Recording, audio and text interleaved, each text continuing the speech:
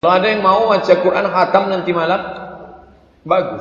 Tak sanggup dia baca Quran, dibacanya hatinya Al-Quran, Yasin. Atau baca Yasin berapa kali segala macam. Enggak ada contoh dari Rasulullah SAW. Ini hadisnya maudhu, palsu hadisnya. Enggak boleh dipakai sebagai hujah. Taqra'u, engkau baca ba'da salatil maghrib, setelah salat maghrib surat Yasin salasa marratin 3 kali.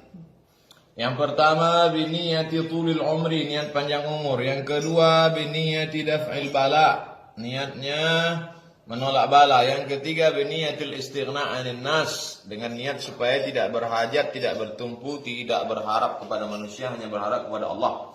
Wa kullama taqra'u surata marratan, setiap kau baca surat Yasin 1 kali berdoa. Doanya tak perlu pakai bahasa Arab, yang tak bisa bahasa Indonesia saja. Ditanya dalilnya, enggak ada dalil, gitu kan. Hanya karena surah Yasin dikatakan jantungnya Quran. Itu pun hadis yang lemah. Baca Yasin 3 kali. Toib, kenapa harus 3 kali? Kenapa harus surat Yasin? Mana dalilnya? Maka cara meninjau dari sisi syariatnya, membaca Yasin kemudian berdoa itu sah. Kemudian bagaimana dengan surah Yasin 3 kali itu? Nah, ini kan suatu suatu tradisi ya. Bagaimana dengan membaca qiraatu Yasin lailataha ba'dal maghrib wad du'a al-masyhur? Famin ba'di ahli shalah min indi nafsi kila huwa albuni wala ba'sa bimithli dzalik. Jadi bagaimana Yasin 3 kali itu dilakukan oleh Syekh Albuni? Apakah itu salah? Tidak salah. Lawang yang dibaca itu Yasin kok. Yang dibaca itu adalah Al-Quran.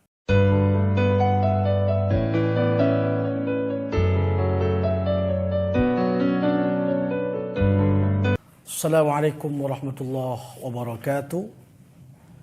Bismillahirrahmanirrahim. Nahmadullah wa nasta'inuhu wa nastaghfiruh wa natubu ilaih. Allahumma salli ala Muhammad wa ala ali sayyidina Muhammad. Saudaraku yang berbahagia, saat ini kita berada di bulan Sya'ban, di mana bulan Sya'ban ini sebenarnya dikenal dengan bulan di mana Allah menampakkan amal-amal baik kita. Sehingga dalam suatu riwayat Imam Ahmad, Nabi Muhammad SAW itu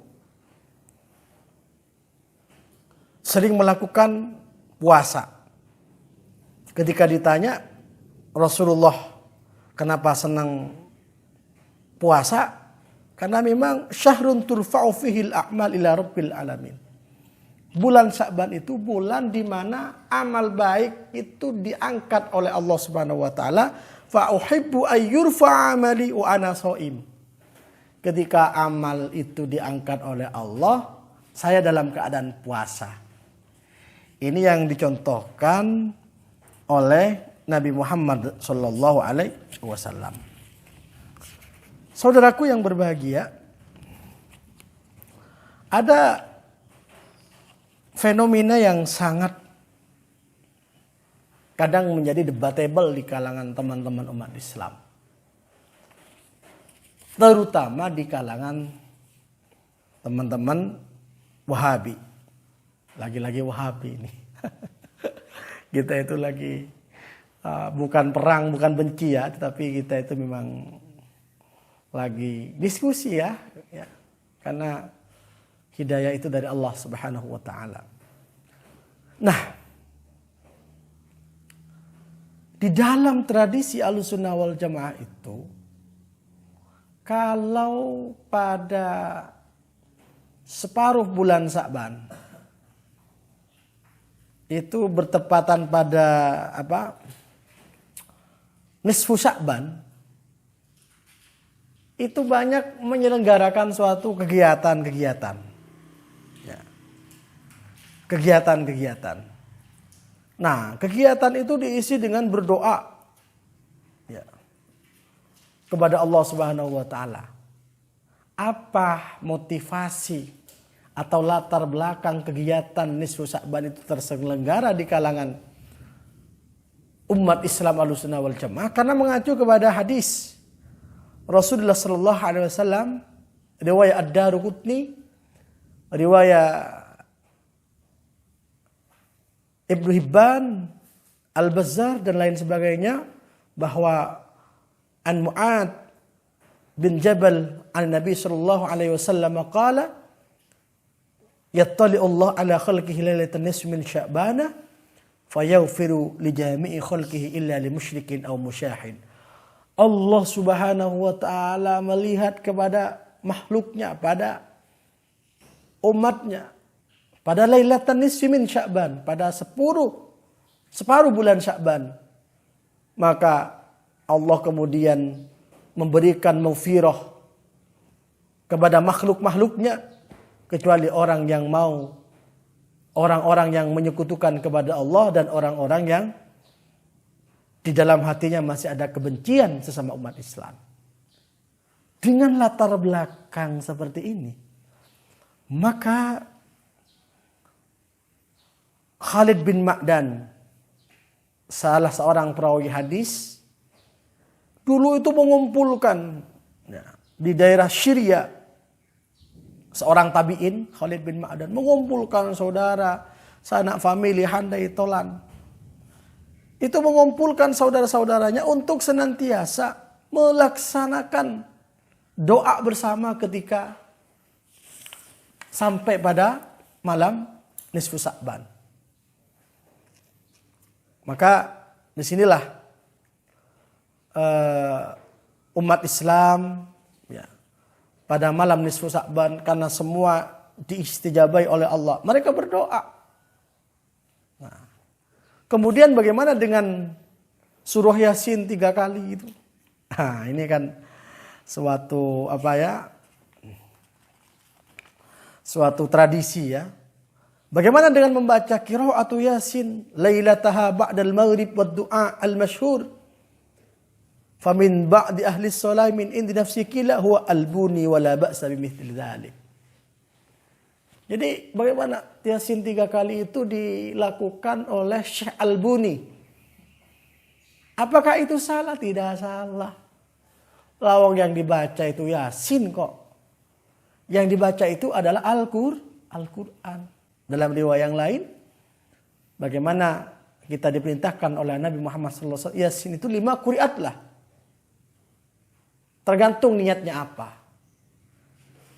Jadi memang membaca Yasin 3 kali ini dilakukan oleh ulama-ulama terdahulu. Kenapa? Melihat potensi terkabulnya doa kita pada malam nisfu Sya'ban. Nah, bagaimana kita melakukan suatu kegiatan di malam nisfu Sya'ban itu? Karena lihadhil lailati fadlan wa annahu yaqa'u fiha maghfiratun makhsusatun wastijabatun makhsusan. Ya, wastijabatun makhsusah. Ini sebagaimana di dalam kitab Al-Fatawa Al-Kubra Al-Fiqhiyah. Ya. Wa min thamma qala Syafi'i inna du'a istajabu fiha. Imam Syafi'i juga mengatakan doa pada malam nisfu Sya'ban itu diistijabai oleh Allah Subhanahu wa taala. Maka saudaraku yang berbahagia, bulan Sya'ban ini mari kita perbanyak amal baik. Malam nisfu Sya'ban kita kumpul sama teman-teman. Ya. Kalau tidak lagi dihalang ya. Tapi kemungkinan besar Sya'ban ini tetap masih tidak boleh kumpul-kumpul. Ya di rumah masing-masing. Kita berdoa kepada Allah sebagaimana yang dilakukan oleh tabi'in. Kita baca Yasin 3 kali. Ini tidak bertentangan dengan ajaran Ahlussunnah wal Jamaah. Silakan amalkan. Yang tidak mau tinggalkan. Gak usah menghina orang yang melakukan kebaikan-kebaikan. Lawang itu cuma baca Quran. Itu cuma baca Yasin. Saudara, secara umum hadisnya sahih. Secara umum sudah jelas. Nabi beri contoh, senang melakukan kebaikan dan berdoa itu bagian daripada kebaikan. Baca Yasin bagian daripada kebaikan, apalagi bertepatan pada malam nisfu Sya'ban. Mudah-mudahan kita diberi kesempatan oleh Allah berdoa pada malam nisfu Sya'ban dan doa kita diijabahi oleh Allah. Corona ini dihilangkan oleh Allah. Penyakit-penyakit ini ditiadakan oleh Allah, diangkat oleh Allah Subhanahu wa taala karena kita berdoa pada momen yang diistijabahi oleh Allah Subhanahu wa taala. Demikianlah tradisi Ahlus Sunnah wal Jamaah yang harus kita galakkan, harus kita lestarikan, harus kita lanjutkan. Tentu kita mengajak pada kebaikan tanpa dengan cacian. Kami berbeda dengan siapapun, tidak masalah. Kami tidak akan mencaci, kami akan terus mengajak kebaikan tanpa harus melakukan cacian, hinaan dan lain sebagainya. Wassalamualaikum warahmatullahi wabarakatuh.